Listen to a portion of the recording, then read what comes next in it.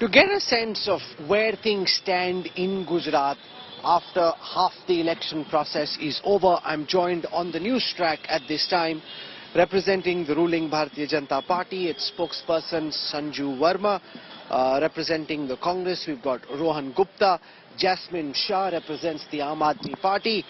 Ajay Umat is one of the most astute observers of Gujarat politics, as is Sheila Bhatt, who is India Today's poll pundit for this election process as well.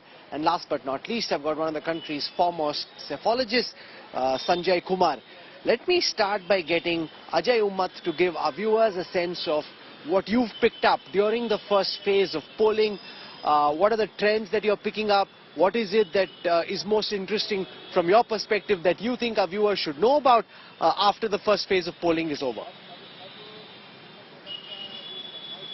Rahul, look, the percentage of poll is very, very high in tribal area of Gujarat, particularly in South Gujarat. If you see in Tapi district, in Valsad, in Dharampur, in Vasda, in Vyara, and if you come to even Bharuch district, in Jagadia, Netrang, Dediapada, Bharuch rural, Jambusar, in all these areas, percentage of vote is, very, very high, ranging from 68 to 73%. But if you come to urban Gujarat, take example of Surat, where Aam Aadmi Party has thrown his head in the ring and was thinking that, they can challenge BJP in Varacha, Katargam, Karanj, Olpad, Kamraj, and in Surat North. In this area, the percentage of poll has not gone higher, and BJP is now boasting that, if people in Surat wanted a vote for change, then, percentage should have gone higher. So it is almost same that, percentage of polled in last election, and where BJP had won 15 out of 16 seats in Surat city and district. So this time CR Patil, I spoke to him and he is very, very confident that barring one seat of Varacha, I spoke to many others also, barring one seat of Varacha and one seat in Surat East, where, Muslim candidate from Congress party is doing well, I think BJP will win all the seats in Surat. But in Saurashtra region, the percentage has gone down very much in Porbandar, in Jamnagar, in Devbhumi Dwarka, and in rural Rajkot. So it is a matter of worry for Bharatiya Janata Party that their traditional voter did not come to vote, and their page management and booth management system failed miserably in Saurashtra region, and that is a matter of worry. And in Kutch, Muslims particularly have voted one-sided, and that too in favor of Congress party. If you see Muslims and Dalits, they have voted in very high number in almost all the constituency. And Rahul, let me tell you, there are 53 constituency in Gujarat where Muslim vote does matter, particularly in a three-corner fight where, their percentage is ranging from 10% to 61%. So that is more important. That is what I can say in a nutshell. Sheila Bhatt, your critical reflections after the first phase of polling, what have you been tracking, what have you been picking up? Where do you think things stand after these 89 seats have completed their polling process? Thank you, Rahul.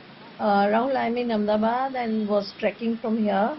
I can say 2-3 things. That for very first thing is that this election is very different. Many veterans and analysts were saying this election is boring, but it is not so.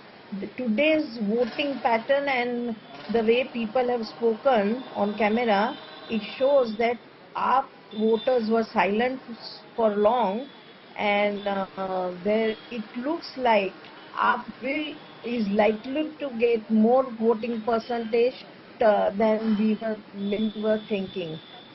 So that means that in a geographical area of Gujarat, AAP is in India already in 2 states, Delhi and Punjab, but it looks like AAP is born in Gujarat, and AAP is really dominated social media in Gujarat.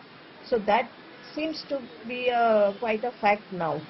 And secondly, I think that Visawadar, Dhari, Vankaner, Khambhalia, Olpad, Katargam, Varacha, Surat East, Rajkot East and Rajkot Rural, I was able to speak to people, and I think in all these places, AAP's candidate has played a role, as we have written so many times that this time AAP is either a vote katwa or it can be a second party also, even if they don't win the seat.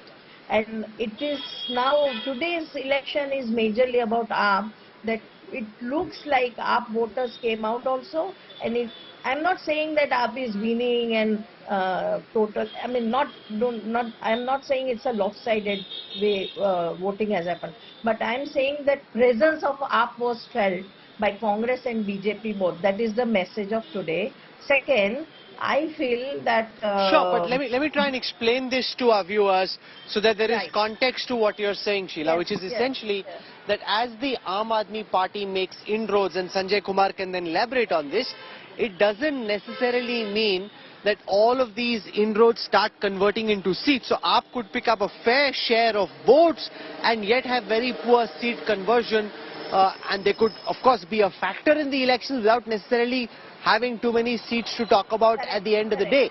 Is that more likely, Sanjay Kumar, in your view, or as Sheila Bhatt points out, that AAP has at least taken political birth now in Gujarat, and in the years to come, AAP will be a force to reckon with in the battlefield of Gujarat politics? Sanjay Kumar. Rahul, very difficult to make a forecast how Aam Aadmi Party is going to do in the future elections. But I do believe that Aam Aadmi Party will take a birth after we get to know the results on the 8th of December. But when I say it will take birth, does it mean Aam Aadmi Party is winning large number of seats? No, I don't think that Aam Aadmi Party is winning large number of seats. I would almost endorse what you said at the beginning. Aam Aadmi Party is likely to get sizable number of votes. But in terms of seats, the conversion of votes into seats is going to be very, very poor. Because even in a three-cornered contest, the party requires almost 27-28% votes to get these votes converted into seats. What I see Aam Aadmi Party how I see Aam Aadmi Party doing in these elections is roughly in the range of say 18 to 20% vote. Maybe a couple of percentages above 20 or maybe a couple of percentages below 20.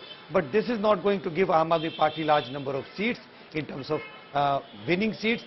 Maybe Aam Aadmi Party is able to win few seats, but those seats would be the victory of the candidate along with the support of party.